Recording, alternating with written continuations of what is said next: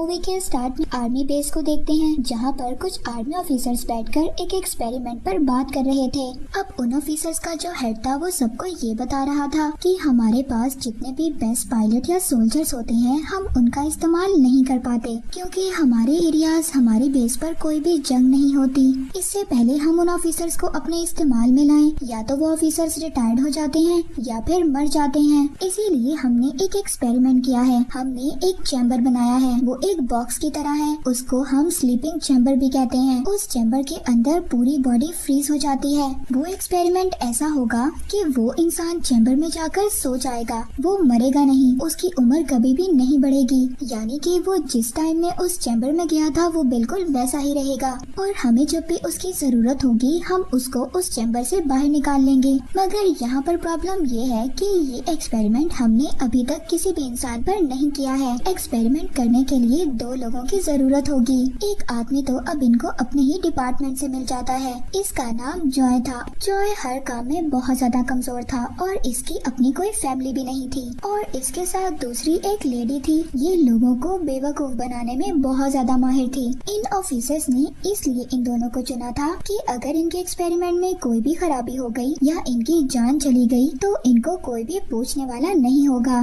क्योंकि इन लोगों की तो कोई फैमिली ही नहीं थी। फिर ये लोग उन दोनों को चैम्बर में ले आते हैं और उनको सुला देते हैं। पर तभी यहाँ पर जॉय के साथ जो लेडी थी वो डर रही थी। जॉय उसको समझाता है कि देखो तुम्हें डरने की जरूरत नहीं है, ये एक्सपेरिमेंट हमसे पहले जानवरों पर हो चुका है। अब इन दोनों को उस स्लीपिंग चैम्बर उस बॉक्स में सुला दिया जाता है। कुछ दिन के बाद उस ऑफिसर को जिसने ये एक्सपेरिमेंट स्टार्ट किया था उसको पुलिस पकड़ लेती है ड्रग्स के सिलसिले में। जहाँ पर एक्सपेरिमेंट किया जा रहा था गवर्नमेंट की तरफ से एक बिल्डोजर आकर उस जगह को तोड़ देता है। मगर अभी तक जॉय और वो लेडी उसी स्लीपिंग चैम्बर में थे। कोई भी नहीं जानता था कि उन 2 बॉक्सेस के अंदर 2 इंसान सो रहे हैं। और अब आहिस्ता आहिस्ता वक्त गुजरने लगता है। यहाँ के लोगों की दिमागी हालत कमजोर हो गई थी। साल आता है 2505 का।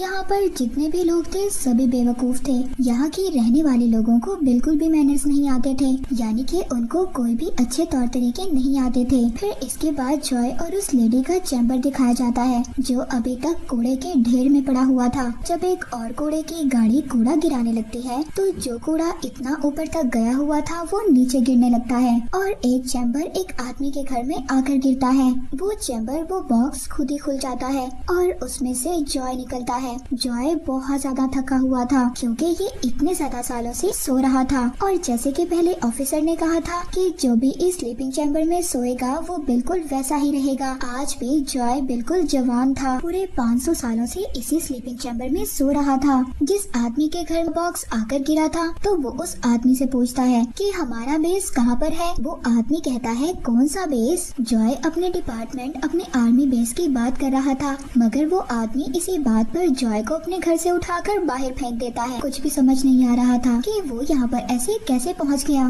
ये जब बाहर आकर कुछ खड़े हुए लोगों को देखता है तो उनसे अपने बेस का एड्रेस पूछता है, मगर यहाँ के रहने वाले लोग गालियाँ देकर जॉय से बात करते हैं क्योंकि जॉय का बात करने का तरीका बहुत ज्यादा पुराना था। और अब 2505 के टाइम में सब लोग एक दूसरे को गालियाँ देकर बात किया करते थे। और मजे की बात ये थी कि इस बात से किसी को भी प्रॉब्लम नहीं थी। जॉय को ये लग रहा था कि इतने टाइम से वो चैम्बर में था, इस वजह से उसकी तबीयत खराब हो गई है। अब वो अपना चेकअप करवाने के लिए हॉस्पिटल का है। हॉस्पिटल में बहुत ज्यादा गंदगी थी। ऐसा लग रहा था कि जैसे बहुत सालों से यहाँ पर सफाई ही ना हुई हो। और जब जॉय पानी पीने के लिए जाता है तो मजे की बात ये थी कि वहाँ पर टैप में से पानी की जगह किसी कंपनी का ड्रिंक निकल रहा था। इस बात से बहुत ज्यादा परेशान हो गया था। तभी वो एक आदमी को रोककर पानी मांगता है। वो आदमी बहुत ज्यादा हैरान हो गया था। कहता है वो पानी जो बाथरूम में होता है। जॉय कहता है नहीं नहीं, मुझे पीने का पानी चाहिए। ये सुनकर ये आदमी हंसता हुआ वहाँ से चला जाता है।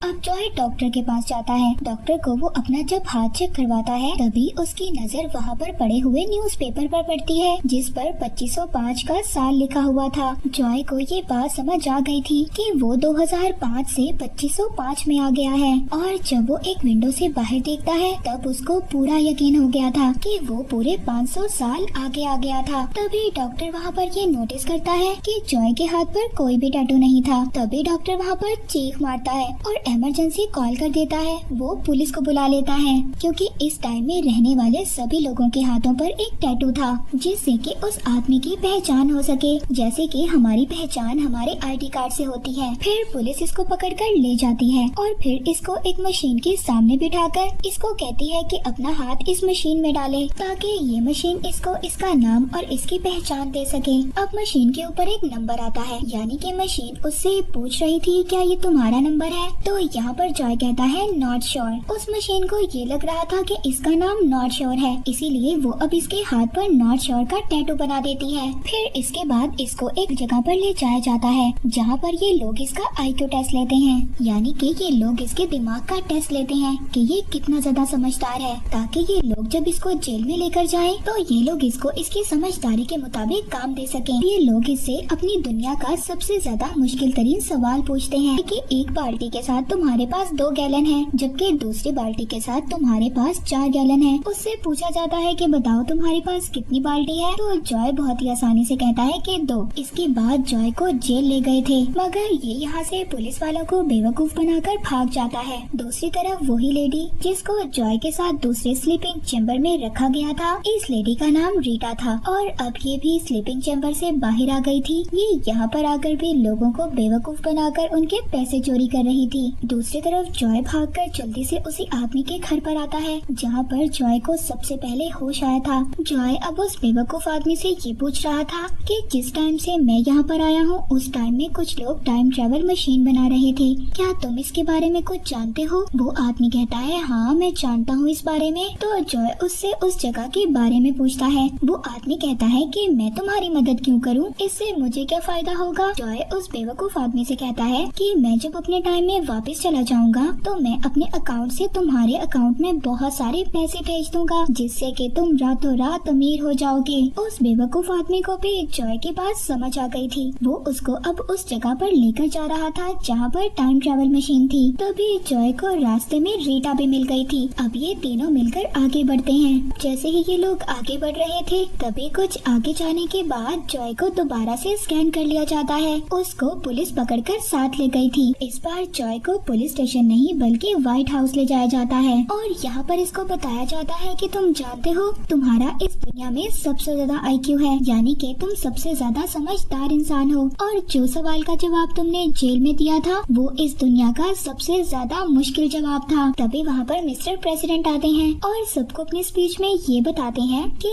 अब हमें फिक्र करने की कोई भी जरूरत नहीं है क्योंकि हमें इस दुनिया में सबसे ज्यादा तेज दिमाग वाला इंसान मिल गया है। असल वजह इस दुनिया की ये थी कि इस दुनिया में फसलें बहुत कम हो गई थी और अब ये जॉय की मदद लेकर दोबारा से फसलों को तैयार करने वाले थे क्योंकि उसका दिमाग इनके लिहाज से बहुत ज्यादा तेज चलता था।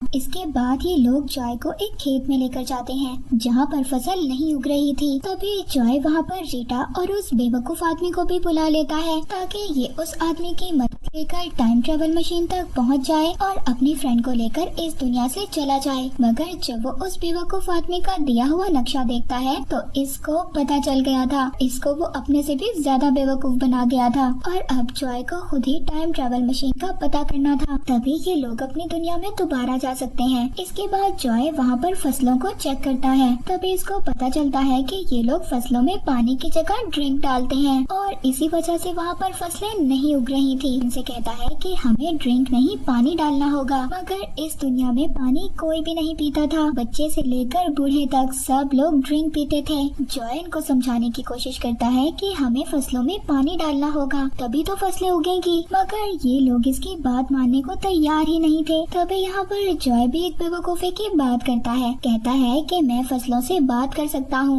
और फसलों ने खुद मुझसे पानी मांगा है। ये बात इनको अब समझ आ गई थी। ये लोग अब फसलों में पानी डालना शुरू करते हैं, मगर इसके बाद भी बहुत दिन हो जाते हैं, फसलें नहीं उगती। वहाँ पर ड्रिंक कंपनी के मालिक को भी बहुत ज्यादा नुकसान हो गया था। उस ड्रिंक कंपनी में बहुत सारे लोग काम किया करते थे, मगर अब उनके पास भी कोई काम नहीं था। इसीलिए अब जितने भी लोगों की जॉय की वजह से नौकरी गई थी वो सब लोग ये डिमांड करते हैं कि जॉय को सजा दी जाए और अब वहाँ पर जॉय को मौत की सजा दी जाती है। वो टाइम आ गया था जब जॉय को मौत की सजा दी जानी थी और इसको पूरी दुनिया दुनिया लाइव देखेगी। दूसरी तरफ रीटा और उस आदमी को ये पता चलता है कि जो जॉय ने फसल उगाई थी उसमें पौधे उगना शुरू हो गए हैं। तभी जल्दी से ये दोनों भागकर उस जगह पर जाते हैं जहाँ पर जॉय को मौत की सजा दी जानी थी। ये लोग यहाँ से एक कैमरामैन को अपने साथ लेते हैं और उन फसलों में ले जाते हैं। वहाँ पर वीडियो बनवा कर ये लोग लाइव चलाते हैं और जब ये वीडियो सारी दुनिया देखती है तो जॉय की सजा माफ हो जाती है, क्योंकि जॉय की वजह से फसलें उगना शुरू हो गई थी।